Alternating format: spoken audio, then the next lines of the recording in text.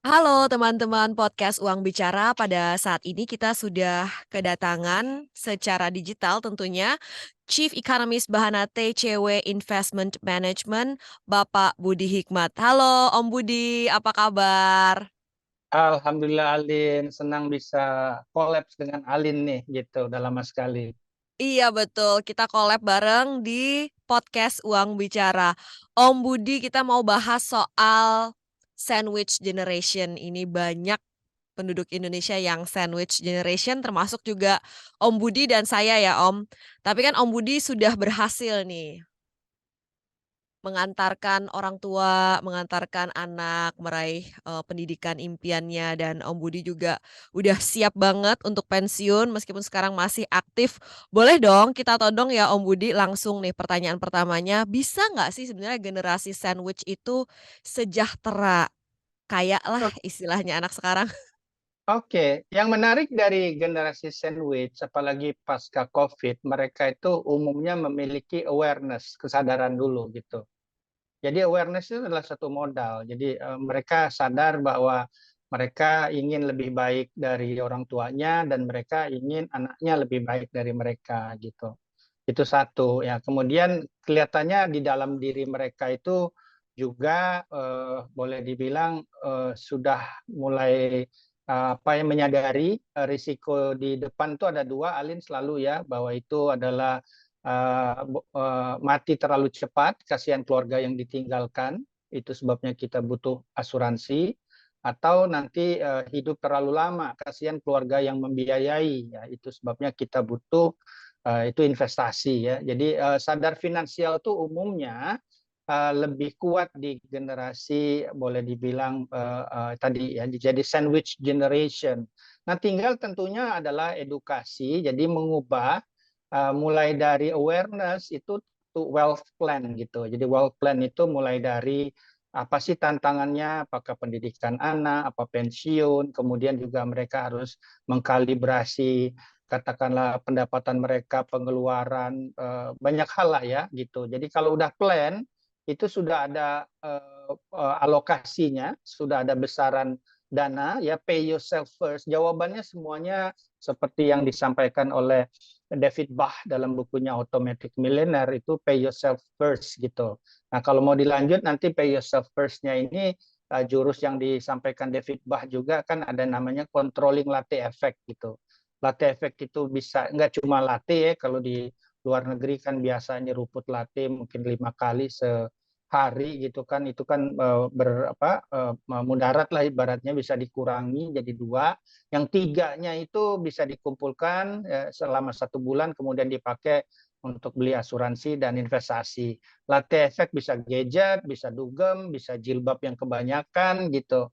Nah, banyak pengeluaran-pengeluaran kecil ya. Jadi ini juga nanti Om juga mau sharing pengalaman ya, apa yang dilakukan dulu ya, dan alhamdulillah sekarang setelah segala sesuatunya udah settle down, Om mau bersyukur dengan memberikan edukasi ya, termasuk juga kan Alin tahu Om membuat komunitas Nabi Yusuf gitu, agar orang suatu saat kan setiap orang itu kan punya dua masa, sapi kurus makan sapi gemuk. Sapi kurusnya itu umumnya cenderung ketika orang itu menua pensiun. Nah, itu dia. Demikian Alin. Baik, jadi di sini kita sebagai generasi sandwich harus memutus ya rantai sandwich generation ini dengan menjadi mandiri, mulai dari awareness yang diwujudkan sebagai wealth planning ya, bukannya jadi pressure. Memang ini manajemen kolbunya harus tingkat tinggi juga kayaknya ya Om Budi kalau sandwich generation mah, biar Sandwich nggak generation, ya putus sandwich asa gitu generation. loh. Sandwich generation itu boleh dibilang akan terpuji setelah dia teruji gitu ya.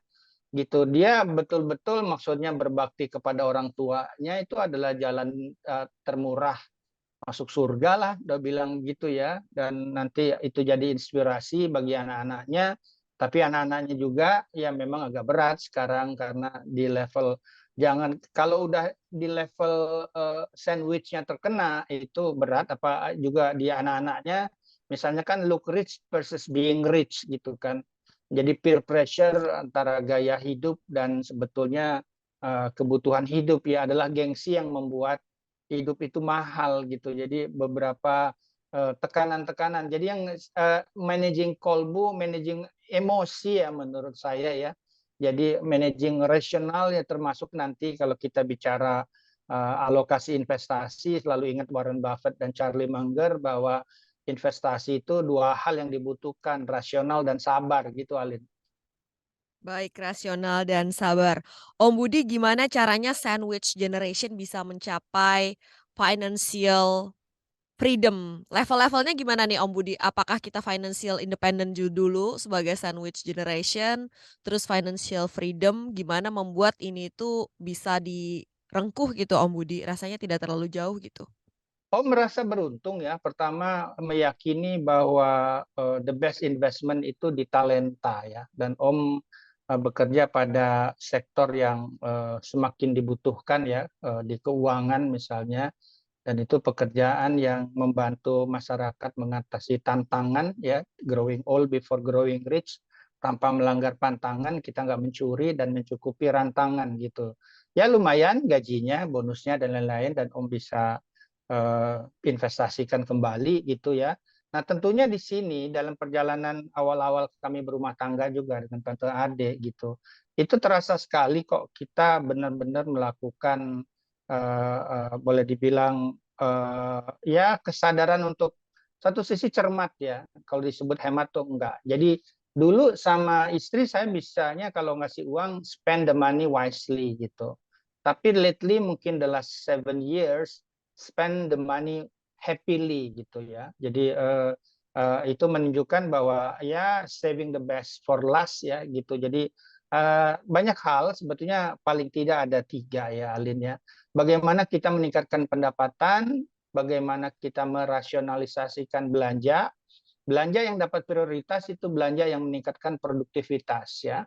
Kemudian bagaimana kita membiayai, jadi berhutang. Om Budi boleh diceritain nggak dari hal-hal yang Om Budi tadi sampaikan terkait dengan cermat, kemudian juga ada 3 hal yang perlu kita perhatikan dari pengalaman Om Budi sendiri, boleh Ada, jadi diceritakan sebagai sandwich pertama generation? ya, pertama ke anak ya, ke anak sendiri kelihatannya yang sangat boleh dibilang terpengaruh itu anak pertama ya. Anak pertama kami sangat prihatin saat itu boleh dibilang. Jadi istri saya mengelola kalau beli sepatu itu nggak ke mall ya, tapi ke pasar gitu. Jadi ya namanya itu juga cukup lah buat dipakai gitu ya.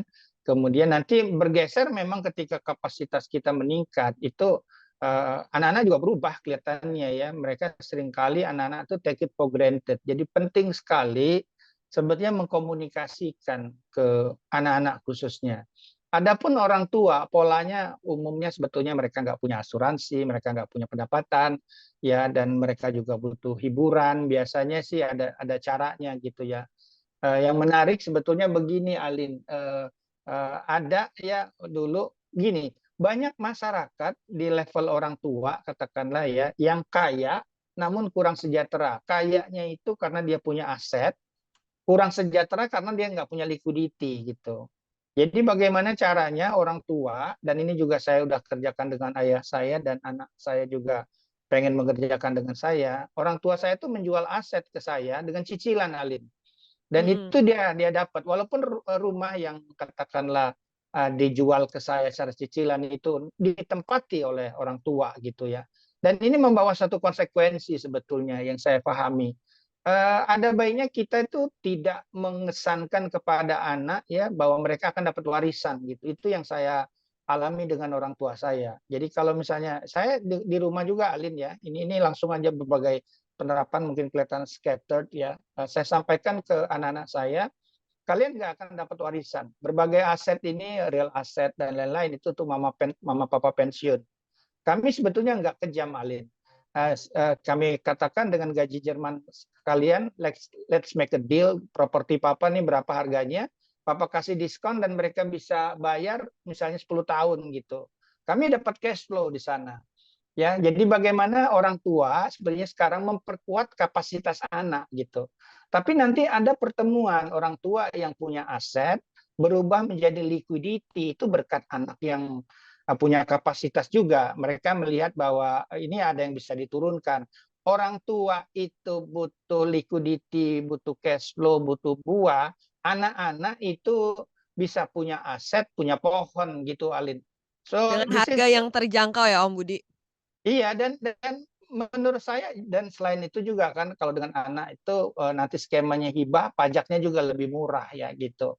Jadi ini, saya dengar sih ada sejumlah teman saya juga melakukan hal yang sama di komunitas Nabi Yusuf gitu. Jadi Alin juga bisa sampaikan ke putranya, jadi, jangan berharap deh kalian dapat warisan gitu ya. Jadi nanti, pokoknya tugas mama papa dalam memperkuat kapasitas kalian gitu.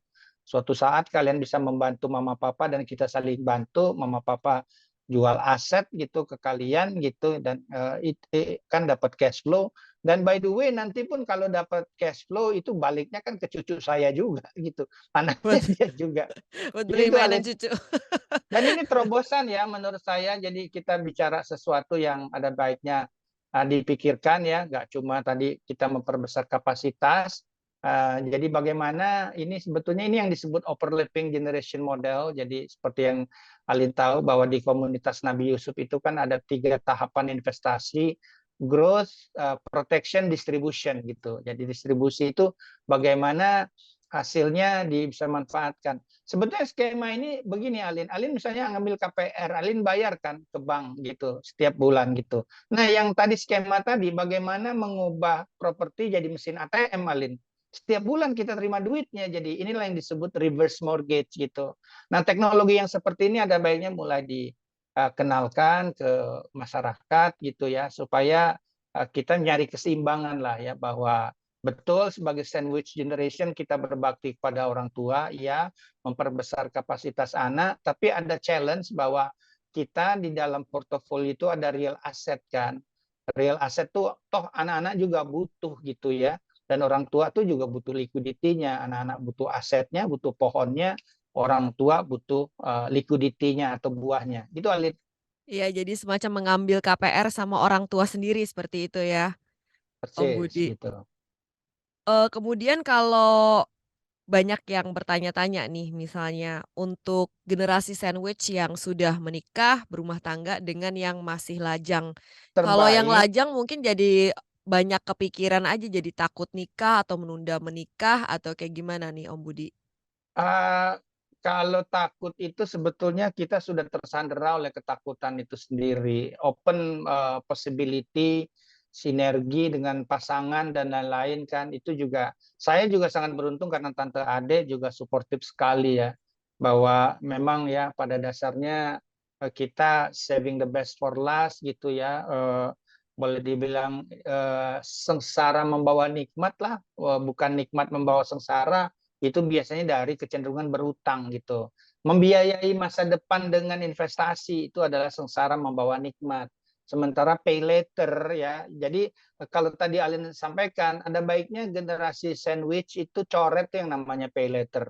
Jadi berubah dari paradigma financing life to paying life gitu. Jadi beda. Kalau financing life kita nggak punya dana, kita terpaksa ngutang. Itu financing life gitu.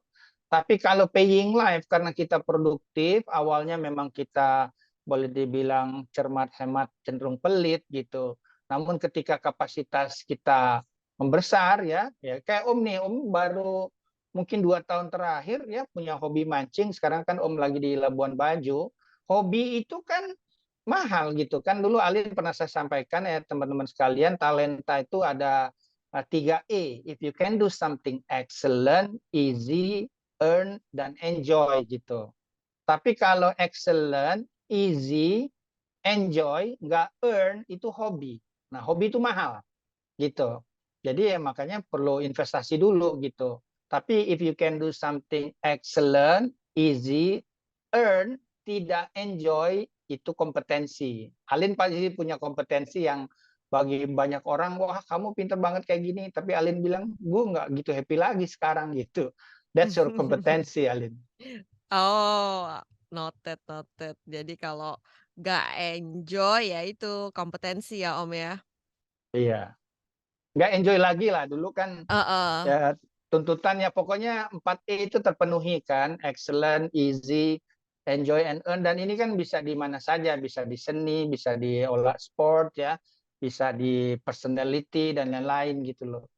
Mhm. Nah, kalau fenomena sekarang nih kan kebanyakannya double sandwich nih. Jadi pas suami istri dua-duanya sandwich generation. Bahkan ada juga fenomena kalau di sosmed sekarang nih Om, suka ada yang takut Om kalau misalnya kenalan nih sama cowok atau cewek, "Wah, ternyata sandwich gitu." Bisa ada yang berpikir 2 kali tuh Om Oke, mau deketin Om. Gimana Om pandangan dari Om? pengalaman kami ya, masalah keuangan ini harus terbuka. Ketika terbuka itu lakukanlah cross gitu. Jadi untuk memberi kepada keluarga istri saya itu dari saya.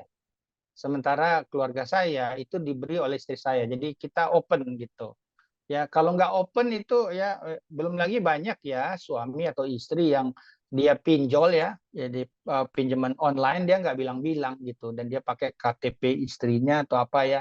Ah, itu bahaya. Segala sesuatu tuh harus terbuka, harus rasional ya. Saya sendiri sebetulnya lumayan tegas sama keluarga saya membedakan mana mereka yang harus dibantu, mana yang nggak dibantu gitu.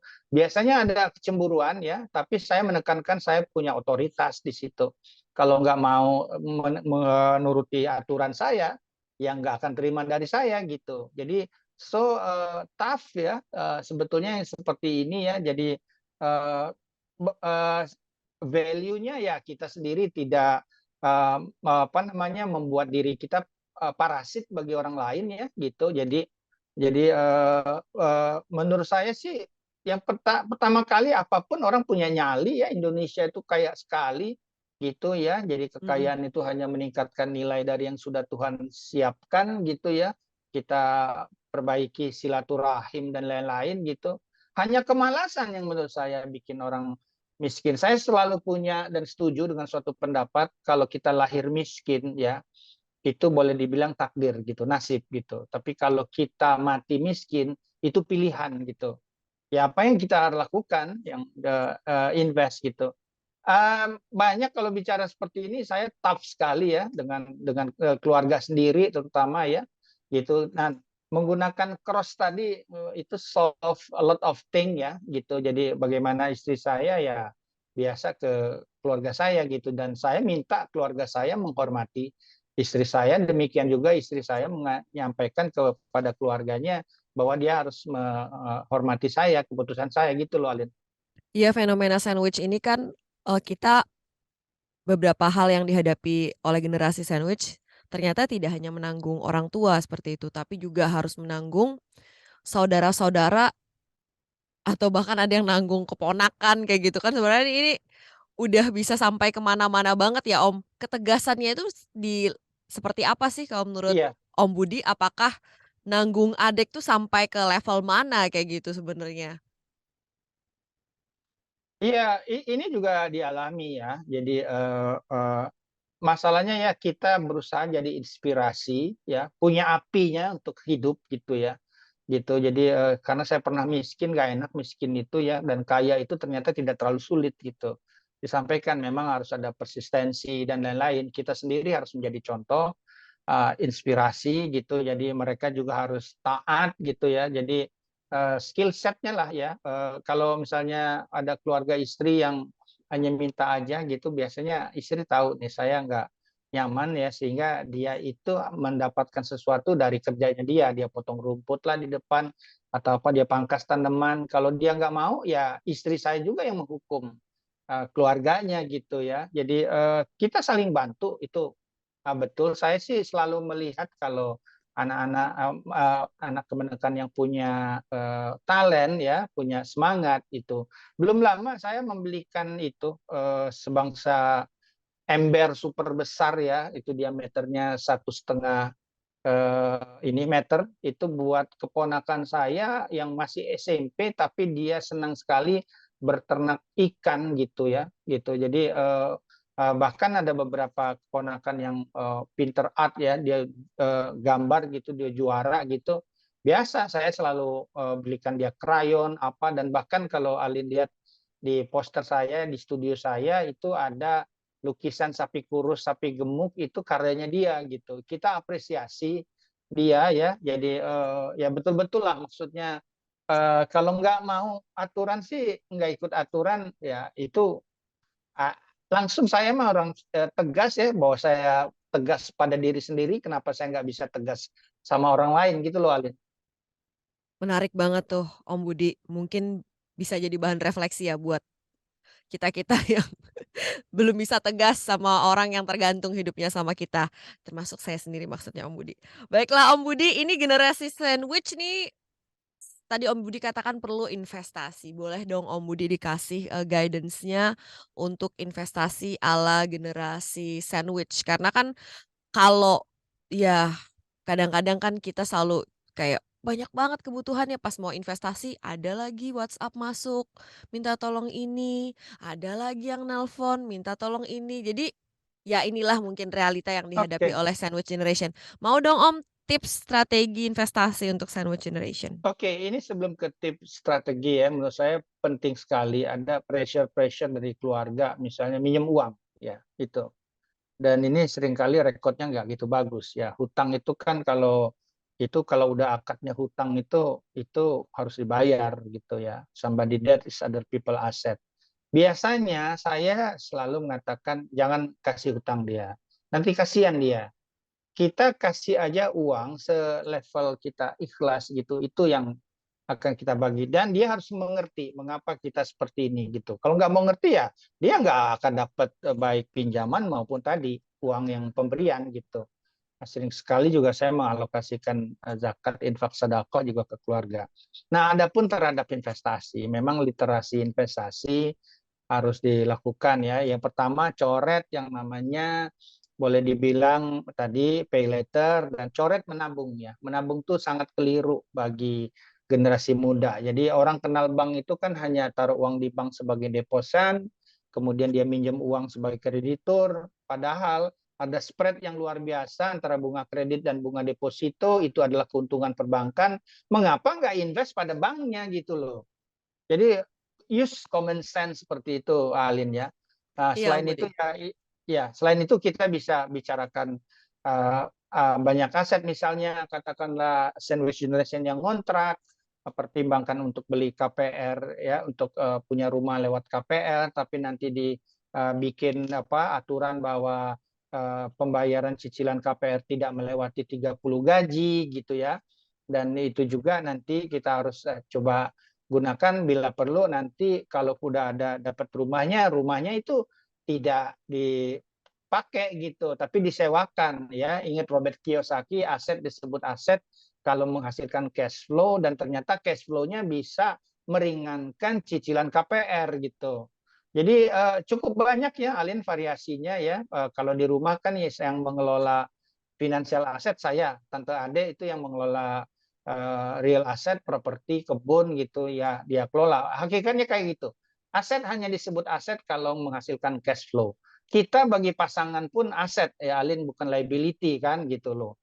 Ya, jadi pertimbangkan nih yang bagi jomblo ya gitu. Jadi diri kita sendiri adalah aset bagi orang lain gitu ya. Bukan kita liability ya. Cukup banyak kalian ini kayaknya ada sesi terpisah lah, investasi harusnya multi aset ya. Oh juga jangan tergiur investasi bodong misalnya ya. Investasi itu kan pertama pokoknya aman, cuannya nyaman, liquid gitu.